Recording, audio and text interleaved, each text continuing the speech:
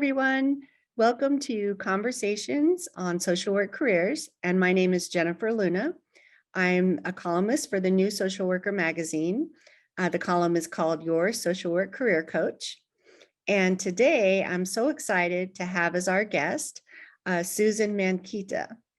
And Susan is the founder and chief tool sharpener of Sweet Grindstone, which is an organization, business geared towards helping social workers sharpen their skills, gain credentials, and create a deeply meaningful career in social work.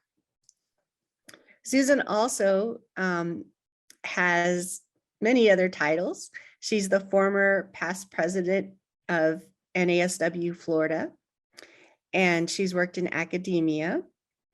And most importantly for this conversation, Susan has helped over 600 retakers pass the licensing exam using the Mankita Method.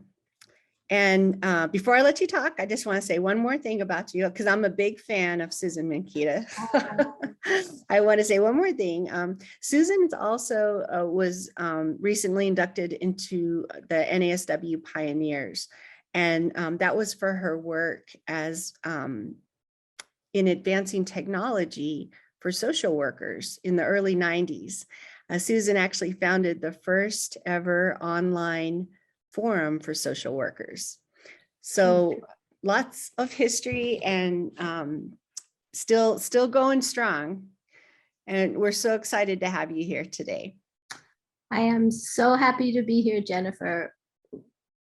Part of it because I love sharing space with you, and also because I get excited when I talk about helping social workers who are struggling to pass their ASWB licensure exams. It's something that it's my life's work that I didn't know was my life's work until maybe, I don't know, the past 10, 15 years, and every year getting more so. And it's something that has made such a profound impact on the profession in so many different ways. Aside, you know, I'd like to say one social worker at a time. Yes. But collectively, it's made a huge impact on the profession and on our clients.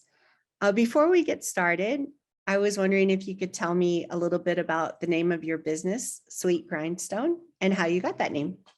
So when I first decided to go into business, well, I think I sort of evolved into that because I was already supporting and working with social workers in a variety of ways. I was at the point in my career where I was doing largely teaching, educating, bringing on the next generation of social workers, and also doing a lot of supervision, a lot of one-on-one time, a lot of consultation, particularly around ethics, which I love. And it was a business that I had to actually officially make into a business. So in 2007, which is around the time that I started working with social workers that were struggling to pass their tests, I tried to think about all the names that wouldn't say social work something that would kind of speak to me in a way that had meaning. And I came up with Sweet Grindstone. And the tagline is sharpen your tools and love your work, because you know that little round grindstone is the thing that we're always sharpening our tools on. That's before we had all the modern day stuff. And I just want people to have enough tools to really love the work that they're doing. I love hearing the name because, like you said, it's different and it sticks. Oh, good, because you're the branding expert. So if you're saying that you're the person that I should have consulted, I think, when I was thinking about, well, what do you want to call this thing? Well, it probably should have something to do with what you're doing. I don't know how much it does.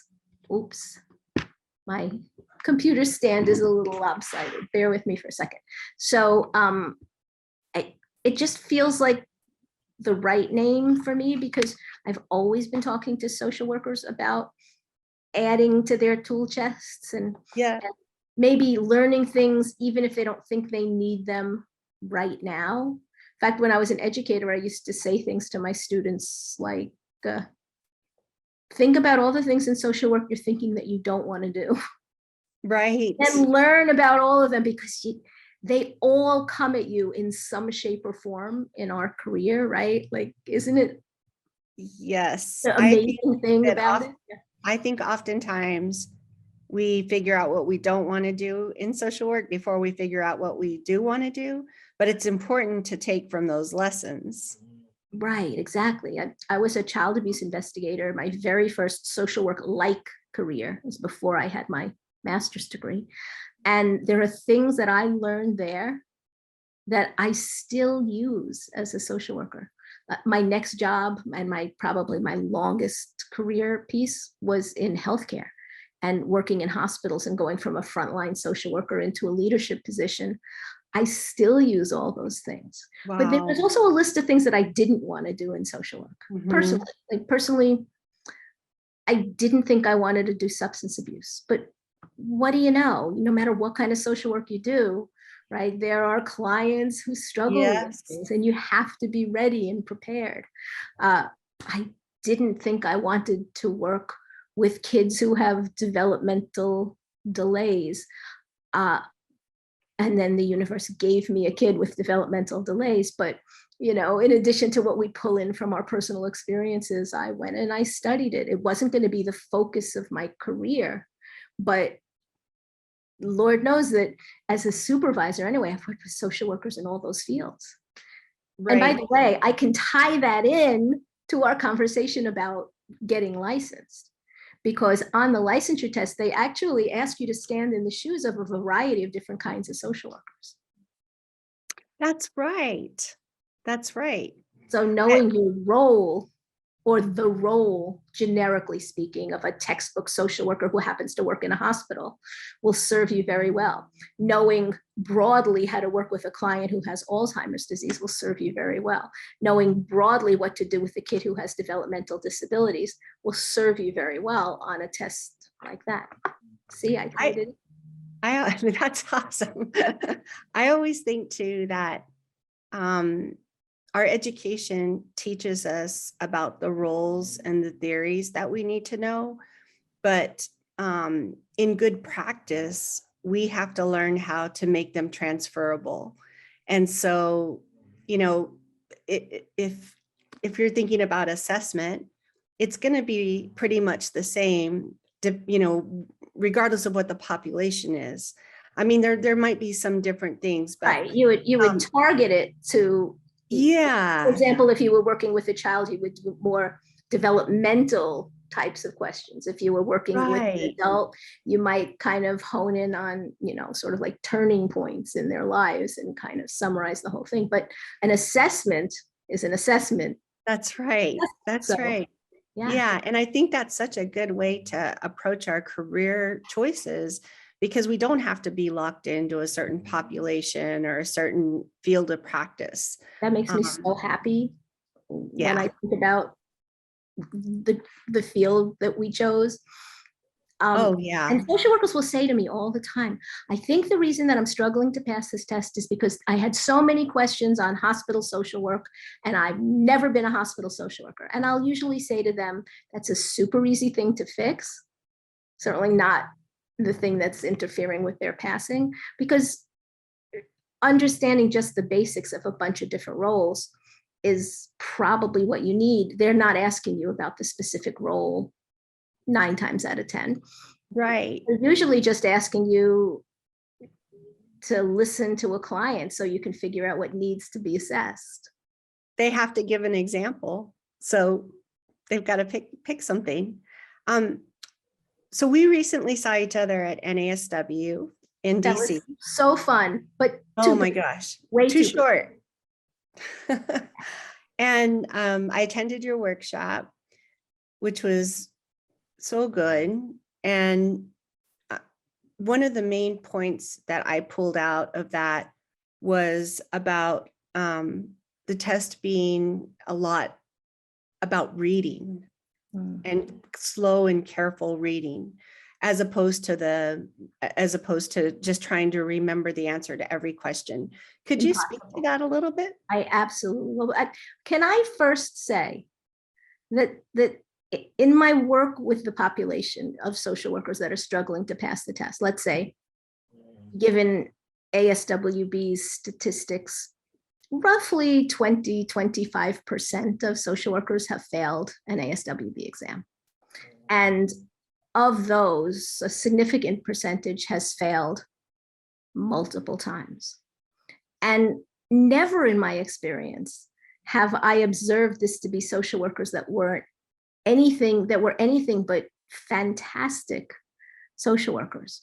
And so the commonality in the 600 plus people that I've worked in does tend to be reading.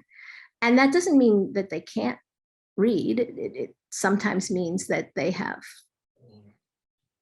bad reading habits for the purposes of the test. It sometimes does mean, you know, we have people in this profession that represent all types of folk, right? We have social workers with reading disabilities as well. I want the field of social work to be representative of the people that we serve. I would never say to a social worker, oh, you have a reading disability, I don't want to work with you. Right. And like, frankly, some people don't enjoy reading. Well, some people, I think it's about where you get the most gains from, right? So some people can read and they gain, it opens up a world for them and it helps them to think and reason. And those folks do not tend to have a problem with the test. Right. The ones that do tend to have a problem with the test are the ones that did the perfunctory reading, or most of it, maybe in a skimmy kind of a way, but still got what they needed from reading to get through school. But the test is a little bit different, right? So they're not getting their best. So for me as a student, I'm a fairly strong reader, but my learning style is not just related to reading. And the most recent literature on learning styles actually is that nobody has just one. Everybody kind of has this combination of ways that they can learn, and some things they learn better one way and other things they learn better other ways. But I learn almost everything I know about social work from fantastic supervisors and colleagues whose style I just resonated with, and then I tried it out for myself, and then once I kind of said, oh, this is the way I learn the best, maybe then I go back and look into reading more about something, then maybe I get a training on it, then maybe I talk about it to somebody else. That's another great way that I have of learning things. But everybody's different, and I do find that folks that struggle to pass the exam do not generally find reading their best way of taking in information. And not exactly the same thing, but in a parallel way, don't get the same thing when they read the test questions than they get when there's another human being in front of them talking to them. They know how to respond. The parts of their brains that light up when they're connected to another person are not the same parts of their brain, although of course there's lots of little parts of your brain that are involved in different activities, but not the same as what they get when they're just reading a bunch of words on a piece of paper. It doesn't resonate with them. It doesn't connect with them. They have difficulty connecting what they're reading to what they would do in real life. And because the questions are written to represent that, there's this percentage of social workers who, while fantastic when communicating in real life, are maybe not that good at putting themselves in the room and reading a question. And in fact, there are people who guide you to take this test that will say, no, don't put yourself in the room. Don't do, but you have to, because that's really what they're trying to duplicate when they're writing these questions. There's a bunch of rules that they use when they write these questions, and those rules come from the science of question writing. And so, one of the things that gets social workers in trouble on this test is they're thinking about it as if it's like a concrete fact question, when really they're just asking you to, be present in the room with somebody while they say, whatever the question says, the client says, my heart is breaking. And then one of the answers says, educate the clients about grief. Well, no, if a client was in front of you and said, my heart is breaking, you wouldn't say, oh, let me educate you. You would say, I can see you really hurting. So That's in really real life, good. you would know, right? In real life, Right. you'd be present. You would like all of your empathy muscles would kick in, and Right. you would know you can't say, oh, let me educate you about grief and loss. Put yourself in the room. That Yeah. is really good. And one other thing I was just thinking about as you were speaking is there's probably very few people like you who've worked with so many different people who are retaking the test. Mm-hmm. And so the fact that you've kind of, pinpointed the reading and probably other things, what a unique position you're in. So I'm so grateful to all those social workers who let me be a fly on the wall in their brains and showed me what they were doing wrong. So I sat with them as they processed questions. And then I said, well, tell me what you're thinking about when you get rid of this answer. Tell me what you're thinking about when you're going back and forth between these two. And I really got to, I think one of my gifts is that I'm good at noticing things that people do. And then when you see patterns, right? Like I started noticing over and over again, folks that were struggling did certain things that were very, very similar. Although there are differences in people, when I work with them, and I always, if I'm working one-on-one with somebody, I always assess them. I listen to them process and read questions. I ask them questions about the questions. I see a little bit about how their brains work, but that's how I learned how to do it, from really great social workers who showed me, oh, this is how I process this question. And I'm looking at the question and I'm saying, that's not going to get you there. So then I get to kind of craft something that will work for them so that they can kind of change the way that they answer test questions. So the test is reliable. And that means that if you keep doing the same thing over and over and over again, you're gonna get the same score. We could have a long conversation about validity. There are many different kinds of both validity and reliability. And for me, if you want a truly valid social work test, then you'd have to create a measure in which all actually good social workers pass and all actually poor social workers don't. And that would be difficult to measure, obviously difficult to do, but we all know fantastic social workers that have struggled to pass the test. I've worked with a social worker who took the test over 20 times. Now, I know there's probably going to be people in the audience that are saying to themselves, well, what's the matter with that social worker? Why could 20 times? Why could what I saw was one of the most resilient social workers I've ever met.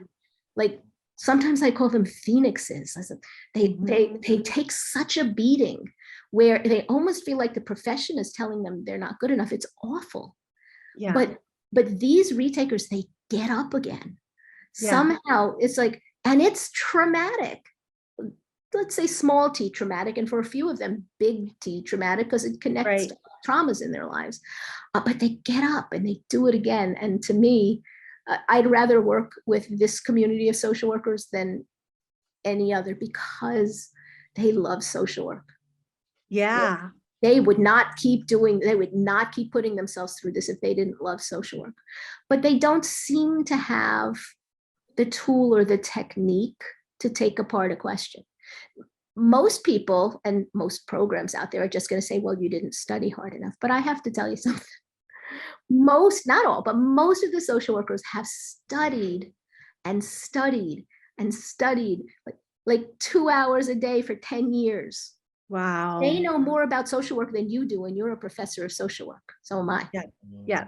Lots of them have more detail than any educator that I've run into, because they really know their stuff. They just don't know how to take apart a question, figure out exactly what's being asked, and then give the question exactly what's being asked. Because mostly they're skimming, they're Right. following bad advice. How might you know if you're about to take the test, how might you know that you're not studying the right way? So it is necessary and important for you to have basic social work facts. And the ASWB folks give a list of things that you should have knowledge of. It's called the KSAs, the knowledge, skills, and ability statements. Within those statements is the body of knowledge you should have. You get tons of that in your social work education, not all. And listen, I just always think about my time as an educator where my students were taking 5 classes and every one of us gave them 2 chapters to read. They're not going to have yes. a lot, right? Right. We teach them how to skim, and so it's on us. Yeah. Reading groups and yeah. So for me, I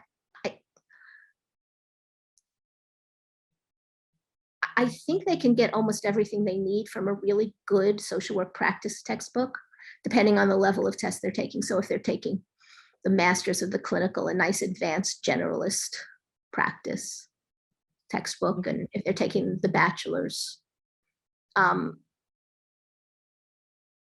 the Masters, I think probably they need the advanced generalist one as well. But if they're taking the bachelor's, a good generalist social work textbook for practice, and if they're and a human behavior book. Right. Okay. And just maybe kind of read the stuff they haven't read before. Now, some people really favor the programs where they summarize it and they put it all together. And, there's a lot of vocabulary in them. And then they write questions that test you on the knowledge of the vocabulary. That works really fine for the folks I call super readers. They're really good at reading. They're really savvy. They sort of have an ability to look at a multiple choice test and know what the item is asking them. For them, they can go ahead and read one of those books and they'll be fine because they would have been fine anyway. Yeah. But the folks that I work with, some of them have gone through 8 or 9 books and programs and really taken them to heart. Because hope springs eternal. And I hope it does, because honestly, I have never met a social worker that can't pass once they learn how to really understand and take apart a question. I'm not saying it's easy. I've worked with some for whom it was a tremendous struggle, but I've known social workers that have quit, a few, but everyone who sticks through it gets there. And some people have a longer journey to get there. For example, social workers who read English as a second or third language. I don't think we want to say that either. I don't want my social worker to speak a second or third language. Of course we do. Right. We want social workers from a variety of cultures and from places where our clients are from. But the test really interferes. And even though many states have accommodations for them, not all states do. For example, if you live in New York and English is not your first language, you do not get extra time or the dictionary that we give in Florida for folks that are, you don't even have to, in Florida, for example, you don't even have to be native born. If your parents spoke another language to you as a child and that was your first language, you're entitled to 2 extra hours and a couple of dictionaries. Wow. But not in New York. So there's a lot of inequities when right. it comes to the test as well. Here in the United States, another concern for me, I just finished being the president of NASW Florida, and our new executive director, who I'm proud to say I had a little bit of a hand in hiring, has given a name, and I don't know where she got it, she might have picked it up someplace else, to the kind of work that I see myself as doing. And she calls it licensure equity work. Wow, that is powerful. They've gotten it someplace else, but that's really powerful where I'm coming from, because we need all kinds of social workers, but there's a great big question about whether the test offers equal opportunities or equitable opportunities to a variety of social workers from various cultures, ethnicities, and races. And to me, that's heartbreaking and Right. wrong. And we need to fix what's going on in our own profession. And so I will do this work probably until the day I can't flip open a screen and have words come out of my mouth. Till the day I can't listen anymore. I think that you and I have chatted about this before, because in my role in the Career Center, we check out study guides and study materials for our students and alumni. And although I don't have any data, I don't think there is any data. Anecdotally, I can tell you after 27 years, there is people that don't pass, and a lot of them are that don't English is not their first language, or first generation, and I'm not dyslexia. Oh, there's so yes. many. And I'm not saying that a lot of them don't pass. I didn't mean it like that, but No, you start to see you start to begin to see a trend that's not really spoken of or anything like that. And those are the clients that we want to serve. And so that's our client base. So I would hope that ASWB is working on collecting some of that data, or trying to fix the injustice there. So we are in 2022 now, and for many, many, many years, ASWB was not talking at all about sharing that information. They were just talking about how their tests were valid and reliable and showing lots of statistics for things. But when asked directly, and there was a beautiful letter written by, I think it came out of NAD, and I think that Martel Teasley, who was the president of NAD at that time. Yeah. Oh, yeah, was, I think, the primary signature on that on behalf of NAD, asked ASWB to release the data. And ASWB is going through a sea change as well, right? Their board of directors has turned over, but also their executive directors have turned over. So we just had the retirement of Dwight Hyman, and before that, we had Mary Jo Monahan. Mary Jo Monahan said, I think Mary Jo Monahan may have said, we don't have that data, which I believe they collect it when people are signing up to take their test. And Dwight Hyman's was also not particularly open to sharing that data. Now, I know that they had their reasons, and I know that it's really important for people, especially the states who purchase them, to have faith in the tests. Right. So I understand that. But I also believe that that data will show that there are tremendous inequities. Yeah. Now, to their credit, they are now talking about releasing some of the data or certain parts of data. I don't know what this will look like. I think we need to continue to make our desires deeply known. And they're also talking about ways of working with the test that will make it more equitable, or I'm for alternate means of licensing people. Texas, where you are, had that for a long time. Yeah. Where people on the master's level, if they couldn't pass their test, but they got close, but they had to be close, right? They could go into this program of intensive supervision and right. I mean, I think a pretty intensive program, and then they could get their master's licenses. Now, all those folks are not eligible to take clinical tests in Texas. They probably have to, right? But they could come to Florida and take them, or some other. That's a conversation for another day. It is. Right. Yeah. But I mean, we're certainly working on having licenses be more mobile. Right. And that's a great thing. Yeah, this could be a 3-part series. I'm thinking about the mobile license, but I wanted to also touch on one other thing that I learned from your presentation, which was about using your critical thinking skills. And I think that fits really nicely with putting yourself in the room, as opposed to just trying to memorize the answer to every question. Critical thinking skills are so important. And could you speak to that a little bit as well? So in fact, especially for the higher level ASWB exams, I think that sometimes wrong answers are critical thinking errors. Yes. I believe I gave an example in class, and now I have to remember the name of the critical thinking error, but I'm going to try. So you study really hard, and because you took the test last time, and there were bunches of questions on, I don't know, let me just say Alzheimer's disease, right? You really delve into Alzheimer's disease, right?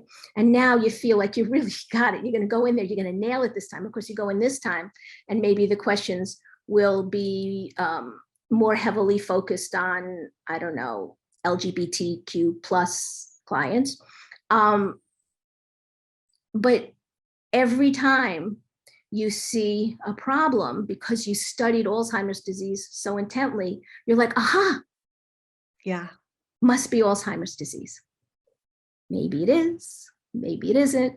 I think it's called an availability bias, because it's in your head, right? And it's sort of like, I mean, I guess we could kind of just take it down to the metaphor. If all you know is a hammer, then everything looks like a nail. Right. Yeah. Because so people that study really hard in the last minutes will sometimes pick answers just because they feel good, because they're part of a content area. Yes. For example, they'll give you a question about systems theory. I would write this question.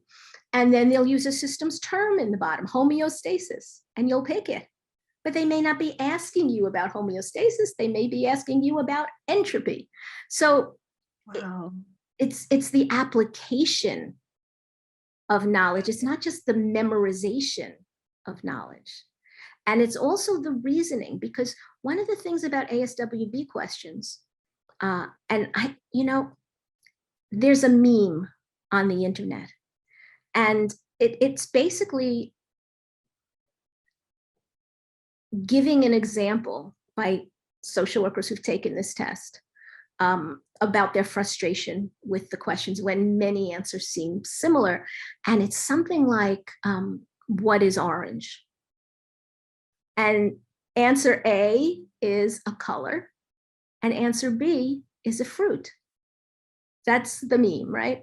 Right. And the implication is that the answers are so similar, or they're both right, or how could you possibly get both of them right? Well, This is a very subtle test, right? Because I know the answer to that question. Do you? I would say it's a color. What is orange? It's a color. What is an orange? It's the fruit, right? Right. But that's, the subtle English grammar. That's right. Yeah. So that's the joke. But what it really means is that the answers do sometimes appear similar. Yeah. I promise you, ASWB follows the gold standard of question writing. They are only allowed to have one right answer. There is something subtle, either in the scenario or in the answer, that makes it slightly wrong. Or it looks similar, but it's not the same.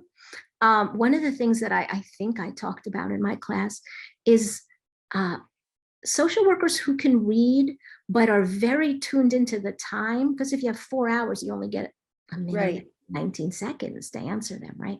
So they're like, they read the first 2 words of a sentence, but they don't read the last 4. And that can be true in the scenario or also in the answers. I call them half readers. Can you give an example of that? Oh, let's see. So one of the pieces of bad advice that's out on the internet, and it's everywhere, I can't even attribute this to one particular well-meaning social worker who's trying to help people pass the test, because it's quite common. People will say, well, if you see the word assess, you should pick that, or the word explore. But explore what? Right. They could give you the completely wrong thing to explore. Yeah. Yeah. Don't pick it. It has to be you said good practice. I always say, what's best social work practice in this situation? If it's a bad practice, but it happens to have that word that you've picked up from some ridiculously terrible acronym. Sorry, acronym people. This stuff only for people who take the test the first time, because the people who take the test the first time, they look at the acronym and they say, oh yeah, but not this time. Right. But takers don't trust themselves, and they say, well, everybody's using them and they think they're so great, let me use it. Doesn't work, because they're reading, but they're not thinking. So I always say, so that you can assess the material yourself, if anybody is telling you, always do this, or giving you advice like acronyms that's encouraging you not to think, but go by like a trick. Right. Right. They're not serving you. Honestly, you have to really read, comprehend, and then think about it and pick the best possible answer. Another thing that retake, oh, I'm sorry, go ahead. You can ask. Oh, no, I just wanted to ask you about that. So when you say the best possible answer and the way that the questions are asked, you'll have, and you have two similar answers. One is going to be just a little bit better at doing what the item is asking you to do. That's what I wanted to pinpoint on. So one is going to be, it's not clearly better, and the other one may not be clearly wrong, but one is a little better. Sure. I mean, there are ways of writing answers. It's not so easy to write an item that's really a good, solid, gold standard item. It's hard for the folks that do this. And it's hard to get 4 answers, because one of the rules is that every answer has to distract somebody. They can't just throw a random, ridiculous, bad answer out there. It has to be appealing. Right. And so it's hard for them to write them. So there are different things that they can do when they write these questions to come up with answers that look really good.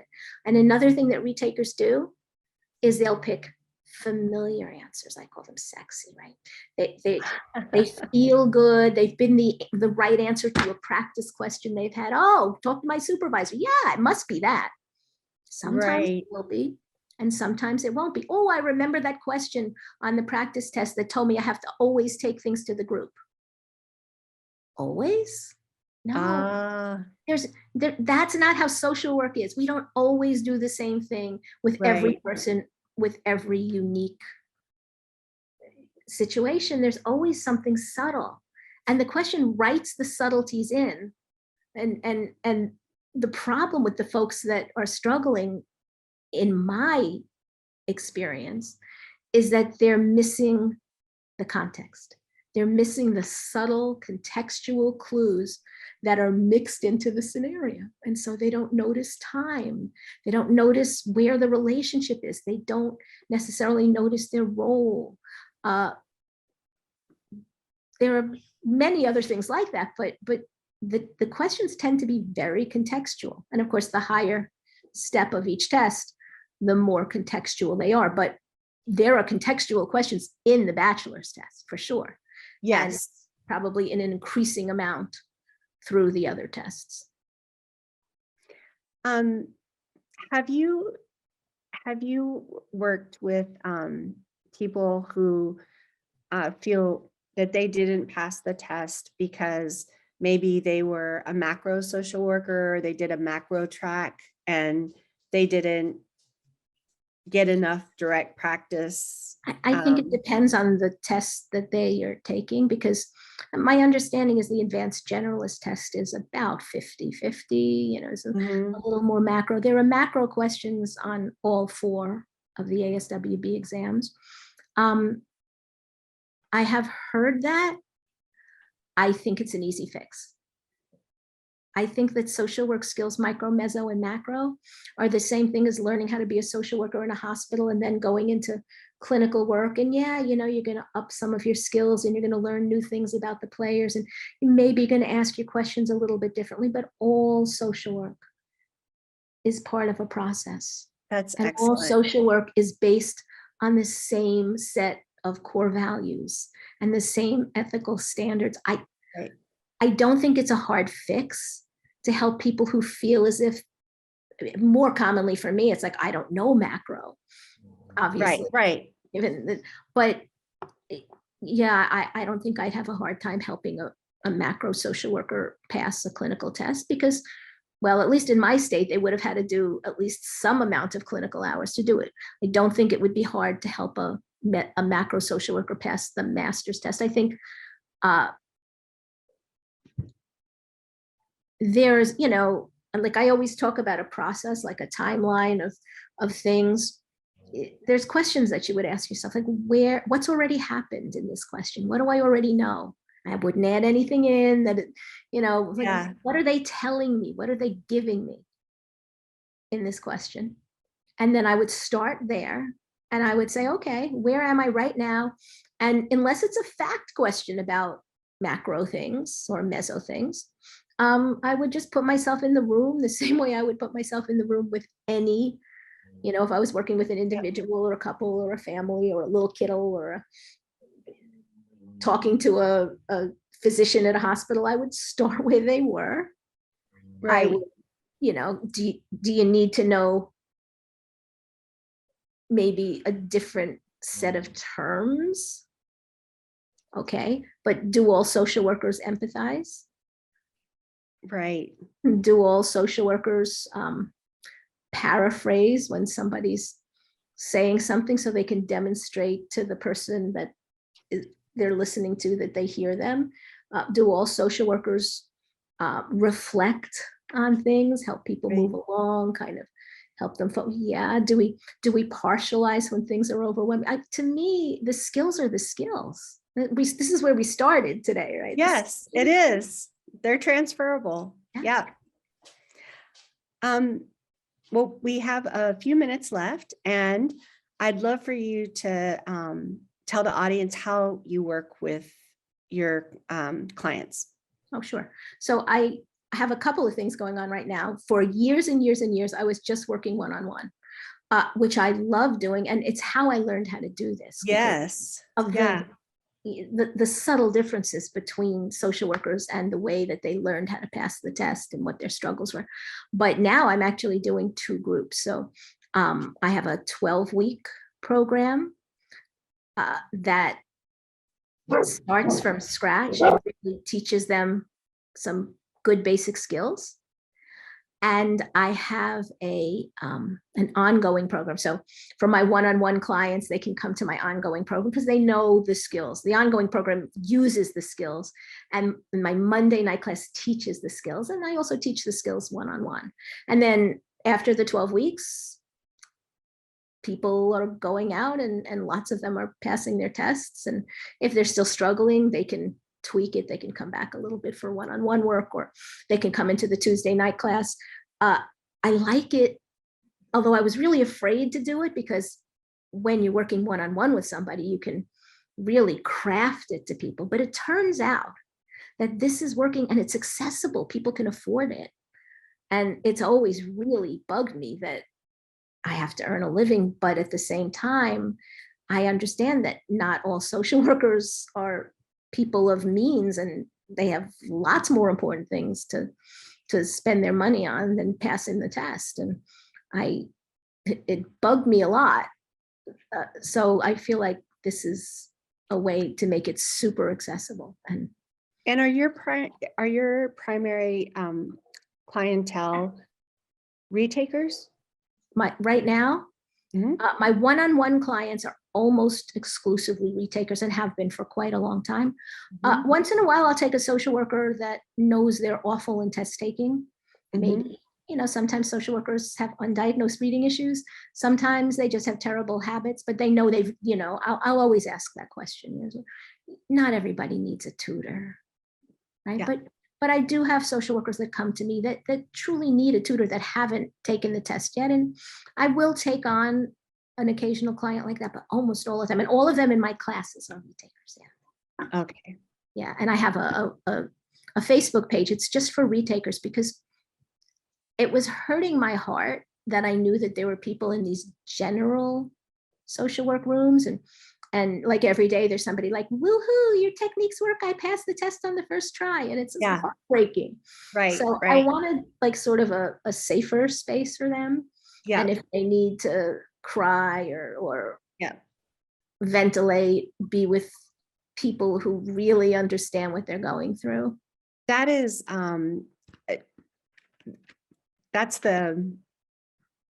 what I admire so much about your work, because I kind of see the flip side when they don't pass and they can't get a job and they've spent money. And I mean, it can cause so much distress. And so to have, an affordable option that's one-on-one and proven with the level of expertise that you gained throughout the years is just an amazing resource for people who are retaking the test. Thank you. I aim to be that. If I won the lottery tomorrow, I would do this work for free, because I think it's important in the lives of so many really great social workers. Unfortunately, the lottery winnings have not come my way, but I do think I found a way that makes it better. So I'm blessed that I get to do this work with fantastic social workers every day. And hopefully we'll get some things changed on the other end too, so that the test might be adjusted a bit as well. Do you know, like, it's weird for me to say this because this is how I earn my living now, because I don't work at the university anymore. I left right before COVID. And